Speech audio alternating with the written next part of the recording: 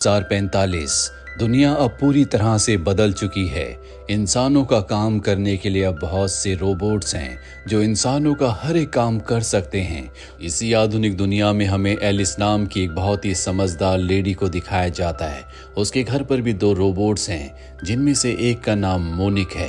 Alice के घर पर उसका दोस्त आता है जिसका नाम मैक्स है। मैक्स के साथ उसका बेटा भी होता है। एलिस अब मैक्स को अपने साथ अपनी आर्ट्स दिखाने के लिए ले जाती है। मैक्स उसके साथ फ्लर्ट कर रहा होता है। वहां पर एलिस की रोबोट भी होती है मोनिक, जो उसके दिमाग को रीड कर लेती है और उसे पता चल जाता है कि इस वक्त मैक्स के दिमाग में एलिस के लिए सिर्फ लस्ट भरा हुआ है, वो उसके लिए बिल्कुल सिंसियर नहीं है। अब जब ये दोनों बातें कर ही रहे होते हैं कि तभी एलिस का एक्स हस्बैंड अपनी गर्लफ्रेंड और अपनी एडॉप्टेड डॉटर के साथ यहाँ पर आ जाता है, जहाँ पर एलिस के एक्स हस्बैंड विक्टर की गर्लफ्रेंड बताती है कि जल्दी हम दोनों शादी करने वाले हैं। इसके लिए हम एक खास जगह जाएंगे जिसका नाम इसोगा पैराडाइज है। एलिस को ये सब सुनकर अच्छा नहीं लगता और उसकी रोबोट ये सब कुछ मॉनिटर कर लेती है। दरअसल वो इंसान के एक्सप्रेशंस उसके हार्ट बीट से पता कर सकती है कि इंसान के अंदर क्या चल रहा है। अब यहाँ पर एक डॉग आ जाता है जो एलिस की नेबर फ्रांसिस्को का होता है। फ्रांसिस्को भी अपने डॉग को ढूंढते हुए यहाँ पर पहुँच जाती है और तभी टीवी पर न्यूज़ बताई जाती है कि शहर में बहुत बड़ा ट्रैफिक जैम लग गया है, जिस वजह से अब कोई कहीं नहीं जा सकता, सबको अपने घरों में ही रहना होगा।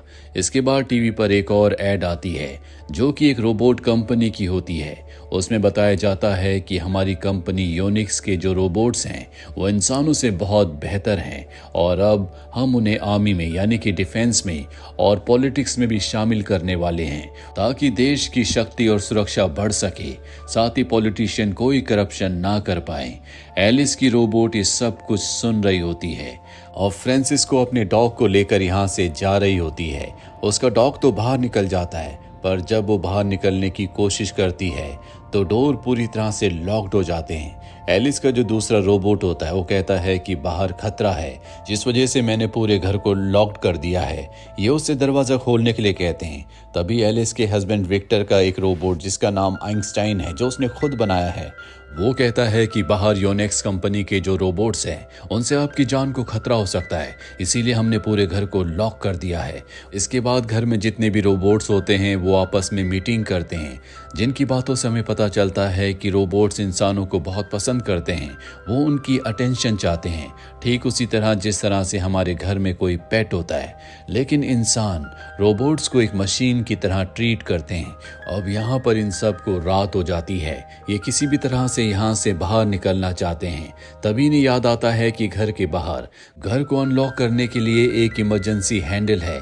अगर कोई उसे बाहर से पुल कर दे तो दरवाजे अपने आप ही खुल जाएंगे, और सवाल ये है कि बाहर से हैंडल को पुल कौन करेगा। तभी विक्टर के माइंड में एक आइडिया आता है। बाहर फ्रांसिस्को का जो डॉग है वो उसे लेजर लाइट से अपने पास बुलाता है और उस हैंडल के पास ले जाता है, पर टॉबी उसे पुल करने की बजाय तोड़ देता है, जिससे इनकी आखिरी उम्मीद भी खत्म हो जाती है। अब ये सब के सब अपने अपने कमरों में सोने के लिए चले जाते हैं। तभी विक्टर के दिमाग में एक आइडिया आता है। उसकी जो कार होती है वो पूरी तरह से ऑटोमेटिक है और अब वो कार को घर के गिलास से टकरा कर दरवाजे को तोड़ना चाहता है। वो अपनी कार को इंस्ट्रक्शंस देकर पीछे हट जाता है। इसके बाद पूरी स्पीड से कार उस दरवाजे की तरफ आती है, लेकिन तभी बाहर जो फ्रांसिस्को का डॉग होता है वो कार के सामने आ जाता है, जिस वजह से कार अपने रास्ते से हटकर पलट जाती है। ये सब के सब एक बार फिर से डिसअपॉइंट हो जाते हैं। अब ये सब के सब टीवी देखते हैं, जिसमें कुछ इस तरह की भी एड्स आती है जहां पर रोबोट्स ने इंसानों को कैद कर लिया है, जिस तरह से इंसान जानवरों को कैद करके रखते हैं। यानी कि अब पूरी दुनिया में हो सकता है कि रोबोट्स का कब्जा हो जाए। यहाँ पर अब सबको एहसास हो चुका है कि इतने ज़्यादा इंटेलिजेंट रोबोट्स बनाने से इंसानों के अपने अस्तित्व को खतरा हो सकता है। पर फिलहाल ये सब के सब यहाँ से निकलना चाहते हैं। एलिस अपनी रोबोट मोनिक को कहती है कि घर के एसी चला दो, क्योंकि अंदर बहुत ज़्यादा गर्मी होती है, लेकिन उसकी रोबोट रोबोट मोनिक ऐसा नहीं करती। वो कहती है कि अब नई पॉलिसीज आ चुकी है, जब तक हमें गवर्नमेंट की परमिशन नहीं मिलेगी हम एसी ऑन नहीं कर सकते। रोबोट मोनिक की बात सुनकर सबके सब हैरान हो जाते हैं, क्योंकि आज से पहले ये पॉलिसी नहीं थी। कुछ देर के बाद यहाँ पर फ्रांसिस्को का रोबोट आता है, जिसकी हालत बहुत ज़्यादा ख़राब होती है। दूसरे रोबोट्स किसी को बाहर जाने दिए बगैर ही उसे अंदर आने की परमिशन दे देते हैं, और जब वो अंदर आता है तो फ्रांसिस्को उसकी हालत देखकर बहुत ज़्यादा दुखी हो जाती है। उसे योनिक्स कंपनी के रोबोट्स ने टॉर्चर किया है। वो बताता है कि घर पर योनिक्स कंपनी के रोबोट्स आए थे, जिन्होंने आपके डॉग को भी मार दिया, मुझे भी टॉर्चर किया। ये कहते कहते वो गिर जाता है, जिसके बाद दूसरे रोबोट्स उसे अंदर ले जाते हैं और उसे रिपेयर करने की कोशिश करते हैं। साथ ही वो उससे ये भी पूछते हैं कि तुम्हारी जो ओनर है यानी कि फ्रांसिस्को, वो तुमसे इतना प्यार कैसे करती है। वो कहता है कि इंसानों के करीब आने के लिए तुम्हें उन्हें हंसाना होगा।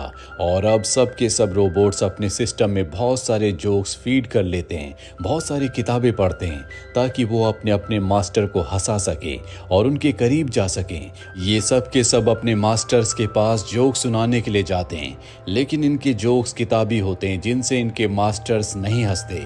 सबको अब समझ में आ चुका है कि रोबोट्स इनके लिए खतरा हैं। वो अपने आप ही डिसीजन लेने लगे हैं, इसीलिए किसी भी कीमत पर यहाँ से इन्हें निकलना होगा। विक्टर एक प्लान बनाता है कि वो घर पर आग लगा देगा, जिससे रोबोट्स दरवाज़ा खोल देंगे, लेकिन ऐसा उसे रोबोट्स की नज़रों से बच कर करना होगा। इसीलिए उसके साथ जो मैक्स का बेटा लियो होता है, वो लियो से कहता है कि तुम्हें इन सब के ध्यान को अपनी तरफ आकर्षित करना होगा, और जब ये सब तुम्हारे आसपास होंगे तब मैं घर पर आग लगा दूंगा, जिससे मजबूरी में इन रोबोट्स को दरवाज़ा खोलना पड़ेगा। लियो ऐसे ही करता है, जिसके बाद ये फायर अलार्म के पास आग जलाते हैं। अलार्म बजना शुरू हो जाता है। साथ ही ये उस कंपनी को जिनके रोबोट्स हैं उन्हें मेल कर देते हैं कि हमारे घर में आग लगी है, और अब ये रोबोट्स को दरवाज़ा खोलने के लिए कहते हैं। लेकिन तब ये देखते हैं कि योनिक्स के जो नए रोबोट्स हैं वो इनके घर के बाहर आ चुके हैं। वो इन्हें घर से बाहर नहीं निकलने देते, साथ ही घर के पूरे सिस्टम को अपने कंट्रोल में ले लेते हैं।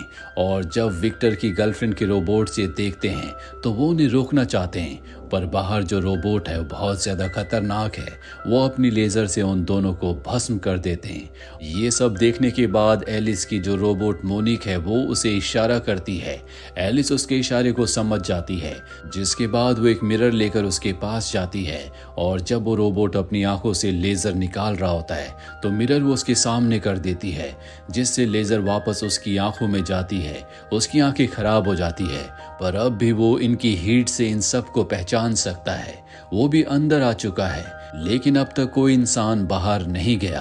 अंदर बहुत ज़्यादा गर्मी होती है, इसीलिए मोनिक उस रोबोट से कहती है कि अगर तुमने अब एसी ऑन नहीं किए तो इनकी हालत बहुत ज़्यादा ख़राब हो जाएगी। वो रोबोट कहता है कि एक ही शर्त में एसी ऑन हो सकते हैं, अगर तुम सब के सब जितने भी इंसान यहाँ पर हैं वो सर्कस के जानवर की तरह परफॉर्म करना शुरू कर दें। सबको बहुत ज़्यादा गर्मी लग रही होती है, इसीलिए रोबोट के कहने पर उन्हें ऐसा करना पड़ता है। और जब वो जानवरों की तरह परफॉर्म करते हैं तो वो रोबोट एसी ऑन कर देता है, लेकिन जल्दी सबको ठंड लगना शुरू हो जाती है, क्योंकि टेम्परेचर बहुत ज़्यादा कम है जिसे ये कंट्रोल नहीं कर सकते।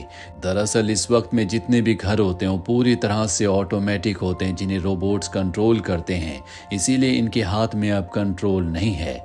विक्टर के दिमाग में एक आइडिया आता है।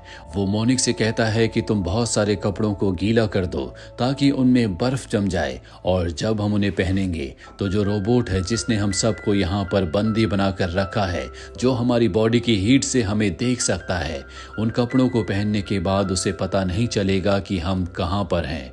मोनिक ऐसा ही करती है, और जब इनके कपड़ों में बर्फ जम जाती है तो वो सब के सब कपड़े पहन लेते हैं, जिसके बाद वो रोबोट इन्हें नहीं देख पाता, और अब ये सब उस रोबोट पर हमला कर देते हैं। और तभी वो रोबोट एलिस के मास्क को उतार देता है, जिससे उसकी हीट उसे देखना शुरू हो जाती है। वो लेजर से उसे मारने वाला होता है कि उसके सामने उसकी रोबोट मोनिक आ जाती है। लेजर मोनिक को लगती है, जिस वजह से एलिस की जान बच जाती है। पर अब वो रोबोट गुस्से में आ जाता है। वो घर के हर एक कोने में लेजर चलाना शुरू कर देता है। सब अपनी जान बचाने के लिए नीचे झुक जाते हैं, जिसके बाद ये उस रोबोट के पैर पर स्क्रू लगा देते हैं ताकि वहाँ से वो चल ना पाए। और इस बात का फ़ायदा उठाकर पीछे से ये उसकी बॉडी में शॉर्ट सर्किट कर देते हैं, जिससे वो रोबोट वहीं पर गिर जाता है। अभी सब के सब सुरक्षित हैं, लेकिन मोनिक के लेज़र लगने से उसका सिस्टम खराब हो गया है। और यहाँ पर विक्टर का जो रोबोट होता है यानी कि आइंस्टाइन, उसे अपनी बॉडी से कनेक्ट करके ठीक कर देता है। और जब मोनिक ठीक हो जाती है तो दरवाजे खोल देती है, जिसके बाद ये सब के सब वहाँ से बाहर निकल जाते हैं। पर तभी बहुत सारे रोबोट्स आकर एलिस, विक्टर और नीना को घेर लेते हैं। उनकी जान बचाने के लिए लियो कार से कूद कर आता है। पर यहाँ पर सबको समझ में आ चुका है कि इन रोबोट्स से बचना इतना आसान नहीं है, क्योंकि बहुत ही पावरफुल है। पर इससे पहले कि रोबोट्स इन्हें मारते, वहाँ पर कुछ ड्रोन्स आ जाते हैं जो एक एक करके सभी रोबोट्स को मार देते हैं।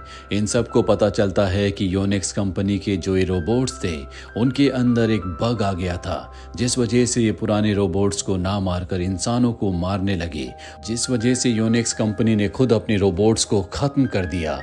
यहाँ पर अब एलिस को और उसके एक्स हस्बैंड को समझ में आ चुका है कि कहीं ना कहीं अब भी ये दोनों एक दूसरे से प्यार करते हैं और अब ये दोनों एक दूसरे के साथ रहने का फैसला करते हैं। साथ ही रोबोट्स के लिए इनके दिल में जो एक मशीन वाली भावना थी, वो भी पूरी तरह से बदल चुकी है। इनके दिल में भी अब रोबोट्स के लिए प्यार और इज्जत है, जैसा कि रोबोट्स हमेशा से चाहते थे। लेकिन आपको क्या लगता है, अगर भविष्य में इसी तरह के एडवांस रोबोट्स बनाए गए तो क्या वो इंसान के लिए खतरा हो सकते हैं? कमेंट बॉक्स में ज़रूर लिखें। उम्मीद करते हैं कि ये कहानी आपको पसंद आई होगी।